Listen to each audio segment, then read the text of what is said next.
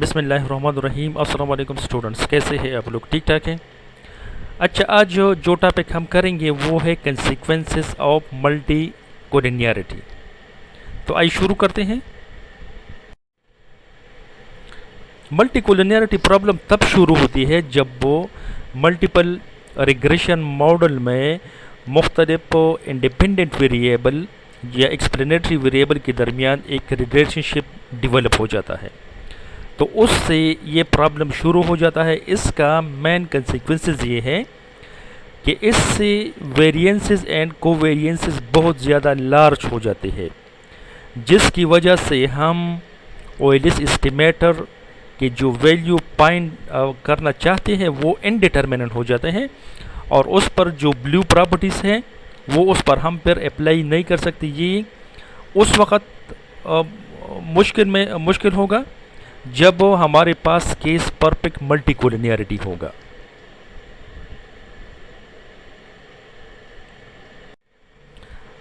अब हम ये देखना चाहते हैं कि मल्टी कोलिनियरिटी में वेरिएंसेस की क्या पोजीशन होगी। तो ये देखिए, ये है वेरिएंस ऑफ बीटा 2 कैप। ठीक है, ये उसका फार्मूला है।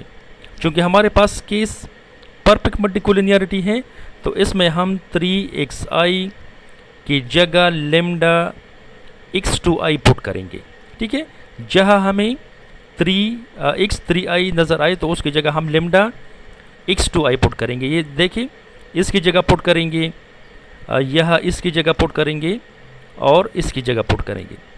तो इससे हमारे पास जो आंसर आ गया वो ये है कि नीचे ये दोनों एक जैसे है, तो ये दोनों एक जैसे है तो इसका मतलब है इसके दरमियान डिफरेंस ज़ीरो है।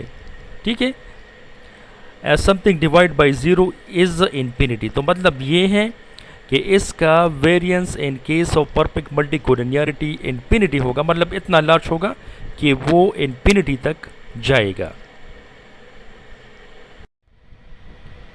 वेरिएंस ऑफ बीटा 2 कैप को हम आर स्क्वायर के टर्म में यू लिख सकते हैं कि हमें पता है कि वेरिएंस ऑफ बीटा 2 कैप का फार्मूला ये फार्मूला है उसका। ठीक है, इस फार्मूले से हम ये पोर्शन ले लेते हैं, इसको सॉल्व करते हैं। चूँकि हमें पता है कि R sigma X I Y I divide by sigma X I square sigma Y square इस फार्मूले के बराबर है। चूँकि ये 2 वेरिएबल मॉडल में है, अगर 3 वेरिएबल मॉडल या मल्टीपल रिग्रेशन मॉडल हो तो उसमें हम कैपिटल आर यूज़ करते हैं। तो कैपिटल आर इस पूरे पोर्शन के बराबर होगा। अगर हम स्क्वायर लेंगे, आर स्क्वायर लेंगे, ठीक है, तो दोनों तरफ हम स्क्वायर लेंगे। तो आर स्क्वायर बराबर हो गया इस पूरे फार्मूले के। ठीक है, हम इस तरह करते हैं कि ये पोर्शन आर स्क्वायर से मल्टीप्लाई करते हैं तो हम बच जाएगा sigma x2i x3i whole square. ठीक है, तो इसकी वैल्यू आ गई R square into sigma x2i square into sigma x3i square. इस को हम इक्वेशन ए में पुट करते हैं। ठीक है, तो ये पूरा पोर्शन हमने इक्वेशन ए में यहाँ पुट किया। अब देखें कि ये पोर्शन और यहाँ ये दोनों एक जैसे हैं, तो इनमें से हम एक कॉमन ले लेते हैं। हमारे पास यहाँ 1 माइनस आर स्क्वायर आएगा। ठीक है, अब ये देखिए, ये पोर्शन और ये पोर्शन एक जैसे है तो ये एक दूसरे के साथ कैंसिल हो गए और हमारे पास बच गया sigma square divide by sigma x2i square and 1 minus R square. ठीक है, अब हमें पता है कि 1/1 माइनस आर स्क्वायर ये VI के बराबर है। ठीक है, ये इसको हम कहते हैं वेरिएंस इनफ्लेटिंग फैक्टर या वेरिएंस इन्फ्लेशन फैक्टर, इसको हम कह सकते हैं। ठीक है, इसको हमने यहाँ वेरिएंस ऑफ बीटा 2 कैप के साथ यहाँ पुट किया। अब देखें कि अगर आर स्क्वायर की वैल्यू 0 के बराबर आ जाए तो VI की वैल्यू 1 के बराबर आ जाएगी। यहाँ देखें कि अगर हम आर स्क्वेयर की जगह 0 पुट करें तो 1 माइनस 0 नीचे आ जाएगी, 1 ओवर 1 माइनस 0, या दिस इज इक्वल टू वेरिएब 1 के बराबर आ जाएगा। तो बस स्टैटिस्टिशियन कहते हैं कि अगर वेरिएब की वैल्यू 5 हो या 5 से ग्रेटर हो तो इसको हम सीवियर मल्टीकोलिनियरिटी कंसिडर करेंगे। लेकिन बाज़ स्टैटिस्टिशियन ये कहते हैं कि अगर वेरिएब की वैल्यू 10 या 10 से ग्रेटर हो तब हम इसको सीवियर मल्टीकोलिनियरिटी कंसिडर करेंगे। अदरवाइज अगर 10 या 10 से कम हो तो उसको हम सीवियर मल्टीकोलिनियरिटी कंसिडर नहीं करेंगे।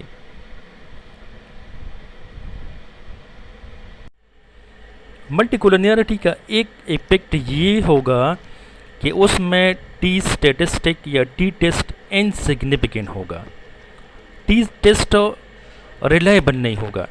परस करें हम नल हाइपोथेसिस लेते हैं बीटा 2 इज इक्वल टू 0।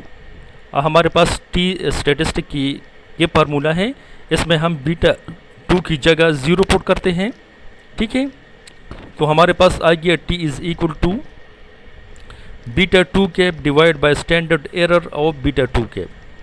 अब हम टेबुलेटेड वैल्यू के साथ टी स्टैटिस्टिक कंपेयर करते हैं।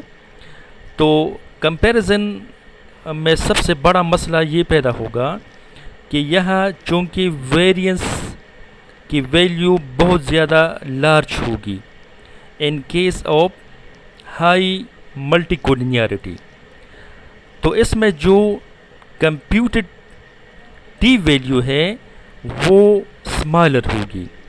तो इस के स्मॉलर होने से का एक प्रॉब्लम ये होगा कि हम एक्सेप्ट करेंगे अपने नल हाइपोथेसिस को, ठीक है।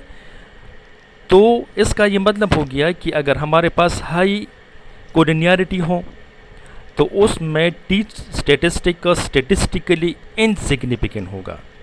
जो कोफिशिएंट पार्शियल कोफिशिएंट होंगे 1 और मोर पार्शियल कोफिशिएंट, वो भी स्टैटिस्टिकली इनसिग्निफिकेंट होगी इन case of high multi collinearity.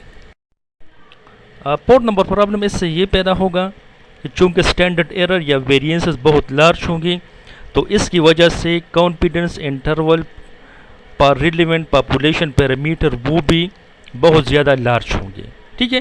फिर प्रॉब्लम ये होगा कि चूँकि हमें पता है कि आर स्क्वायर की value in case of high multicollinearity वो ग्रेटर होगी, ठीक है। यहाँ तक कि वो 0.9 से ग्रेटर होगी इन केस ऑफ हाई मल्टीकोलिनियरिटी। तो इस बेसिस पर हम इफ स्टैटिस्टिक अगर हम टेस्ट करना चाहें तो उसमें हम नल हाइपोथेसिस जो हमने की है उसको हम रिजेक्ट करेंगे, नल हाइपोथेसिस। इसमें ये होगा कि H0 is equal to beta 1 is equal to beta 2 is equal to beta 3 up to beta K that is equal to 0, ठीक है। 6 प्रॉब्लम इसमें ये पैदा होगा कि जो मल्टीकोलिनियरिटी अगर परफेक्ट ना हो, ठीक है, तो फिर एस्टिमेटर ऑफ रिग्रेशन की जो कोफिशिएंट है वो तो पॉसिबल है,